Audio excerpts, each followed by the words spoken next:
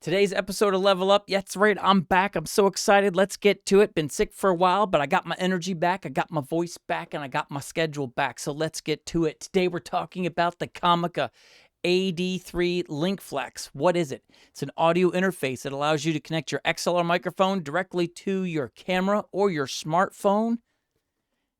And it's got two inputs there.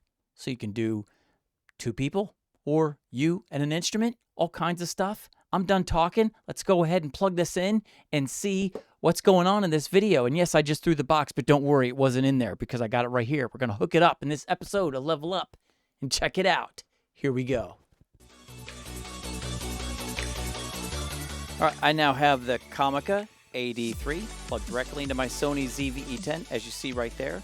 And this is what it looks like. I have two XLR inputs on the top. I have my phantom-powered SR117 by Earthworks handheld microphone plugged into it, and I have it selected to mono, so even though I'm plugged into just one channel, the left channel, it's pushing them out equally to both channels in your headphones, so it has that dual sound or stereo effect in your ear. If I switch to stereo, it'll basically send this XLR input directly to my left input, and then whatever I plug into this XLR will be the right. So if I want to use two microphones, it'll send my voice into one ear and someone else's voice into the other ear, or you could plug another instrument in or an instrument in or two instruments and no voice, and it'll send each one of these to a different ear, and you still have that sound going into both your ears and the headphones. So that's what that is. But this is what it sounds like or how it performs with phantom powered turned on and a phantom powered mic. Let me go ahead and switch to a dynamic microphone that does not require phantom power to see if there's any difference in performance or sound. If there's any like floor noises in this thing, because I have my headphones plugged into my Rodecaster instead of the AD3. So, you know what? Maybe a good idea if I plug my headphones into the actual interface that I'm using right now so I could hear what you guys hear. Yeah, let's do that. All right, so now I have my Rode NTG plugged directly into my headphones, and I don't see a volume output on here anywhere from my headphone monitoring. So I do hear sound, I do hear crisp, I hear clear as far as what's in my headphones, but I will say this, if there's any floor noise creeping through, it would be hard to hear because as far as what I'm getting in my headphones, it's okay. I would prefer a little bit more power or juice going into the Rode NTH100s, which don't require a lot of juice to power anyway, so they're not power-hungry headphones. A lot of audio interfaces have no issue pushing anything into these, and I just feel like I wish there was a way I could adjust the volume for my headphones doing this thing. So the headphone monitoring, just going to say right off the bat, it does work. I do hear audio coming through, but it's not pushing a whole lot through. It's a little quieter than I would like. I would like a little bit more, well, actually a lot more, so I could hear any floor noises or the quiet sounds that would be bleeding into my audio. But having said that, this is the SR117 with phantom power turn on. Let me go ahead and switch to another handheld that is well regarded, the SM57, so we can get an idea of what that handheld sounds like as a dynamic microphone, tried and true. What the White House uses when the president speaks. Let's plug that one in and see what we got. All right, changed my mind. Decided to change things up because everybody wants to know what the SM7B sounds like and everything and what every microphone sounds like compared to the SM7B. So if you're going to do a podcast and you want to be able to use this hooked up directly to a Shure or a Sony ZV-E10 and do a podcast that way, record your content, upload it to YouTube, this is what it sounds like with the Shure SM7B. The levels seem a little bit quieter, so I'm going to go ahead and turn my levels up to see what we got. Peter Piper picked a pack of pickled peppers. All right, that's kind of, I don't really have numbers on my screen as far as audio levels, so I'm kind of eyeballing it, trying to get it to 50% on my LCD monitor on the side of my Sony ZV-10, but this is a dynamic microphone. Shure SM7B requires a lot of juice for it to work. So if you want to know what kind of power or horsepower the Comica AD3 has under the hood, this is the SM7B plugged in. Phantom power turned off, and I've got my dial on here. As you see right here, I've got the dial plugged in, and it is, where's it at? It's the bottom one. It is at, I would say, 80%. 80%. And this is what it's doing. Shure SM7B. All right. Let me go ahead and plug in something. Now let's go ahead and go with the Shure SM57, see how that sounds. Something that's not as gain hungry as this. Now I'm on the Shure SM57 with the AW or A2WS or AW2S pop filter that goes with it, that's designed for it by Shure. And this is the SM57, which requires a lot less gain than the SM7B. Excellent traveling podcasting microphone, built like a tank, will endure anything, travel on the go. Just a great microphone, easily portable, lasts a long time, can take a lot of abuse, but this is what it sounds like in the Comica AD3 if you want to use an XLR microphone for podcasting, two-person podcast on the road, minimalistic setup. The Comica AD3, Sony ZV-10, and now the Shure SM57. I like it. Sounds a lot more prevalent, a lot more louder in my headphones. So again, not sure what's going on there because I haven't adjusted the headphone monitoring at all. And my levels seem to be exactly the same as the other microphones, maybe a little bit higher, which is probably why it sounds louder. You know, when I get close, that proximity effect. Yeah, if I pull that away, that seems to be right where the other microphones were at, right about here. I still feel like I'm getting more for this microphone than the other ones as far as headphone monitoring. Go figure. Let's go ahead and do a run through of what's on this thing. All right, so as we're looking at it on the side, you're going to see, what do we got here? We have our S and M on the side. See it right there? All right, so as we're looking at it right here, we've got S and M. Am I in focus? There we go. S and M. That is stereo or mono. So again, if I only have one XLR input plugged in here, it's going to send the signal out to both headphones. Stereo, it will send it out to just one. So you can plug something else in, and it'll send it out to the other one. So that's the S and M right there.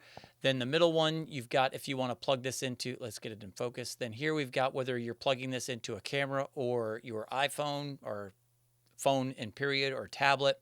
And then over here, you have the on-off button to power it on and off. And then at the very end, you got the PH. That is the phantom power right there. Very simple, very self-explanatory. You can see the headphone out monitoring. And I've got it plugged because I'm listening to a microphone. And then, of course, you can have monitoring directly from your device that you've got it plugged into if you'd rather do it that way. Here's the door on the side for your 9-volt battery. And I will say that was a bugger to get closed. I feel a little bit nervous with this because as you're looking at right now, it may look like a metal body, but this is actually a composite plastic.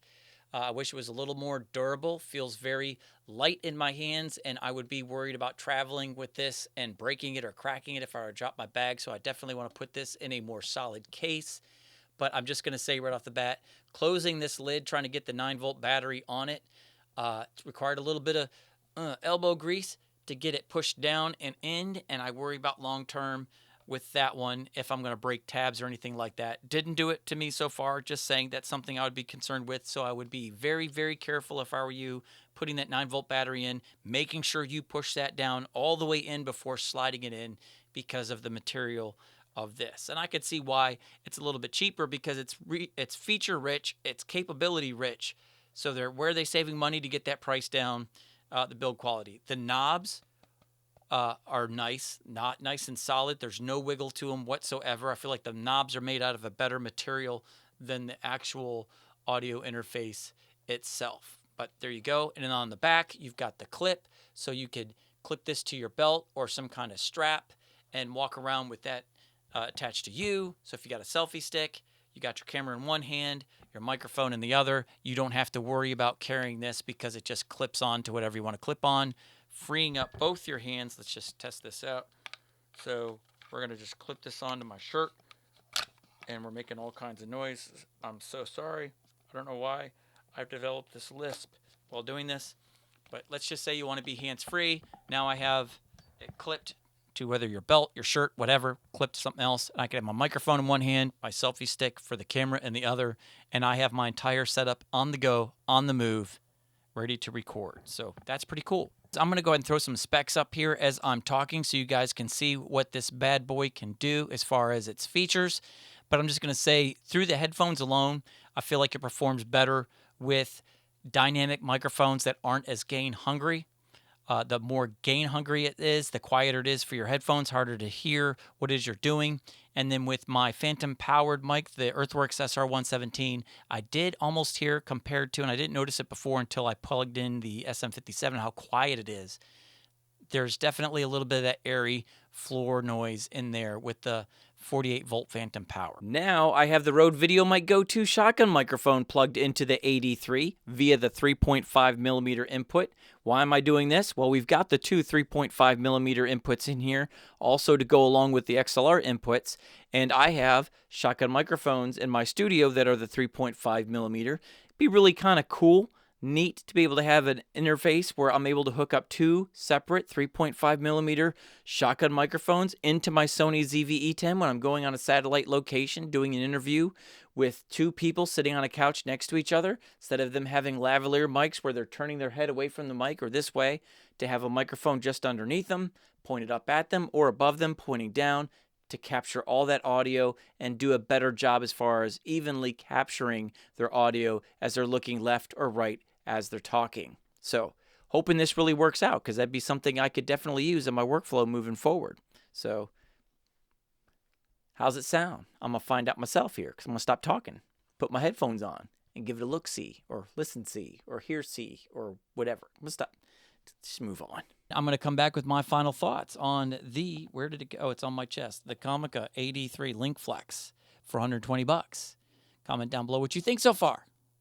Don't listen to me. You do you, boo. All right, here we go. So my final thoughts regarding the Comica AD3, I'm going to say its strength as far as what it delivers is in the 3.5mm inputs. You've been listening to me on the Rode VideoMic Go 2, and I thought of all the microphones and all the setups and all the different ways you can hook up a microphone to this, this was the one that performed the best. Would I personally use this? Yes. For this purpose right here, the 3.5mm shotgun microphone. The other ones, But anyways, I just want to thank Comica for sending this out to me. I appreciate it. And this was something that when they reached out to me and wanted to review, it's like, you know what? For my workflow, this is something I was definitely personally interested in. I wanted to test it out. May not be the only one out there that is looking to do something like this, two of these into one camera. And for that purpose alone, great job.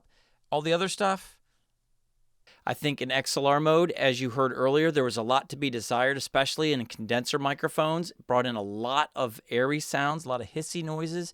Every time I tried to EQ that out in post, I felt like I was doing a lot to the audio that made it unusable.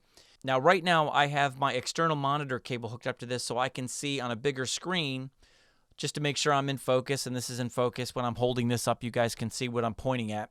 But I noticed earlier when I went back and listened to it, when I used an XLR microphone into my Sony ZV-E10, while I had an external monitor hooked up to it, there was some god-awful noise that was attached to that thing that made it unusable. And in case you're curious to what it sounds like, this is it.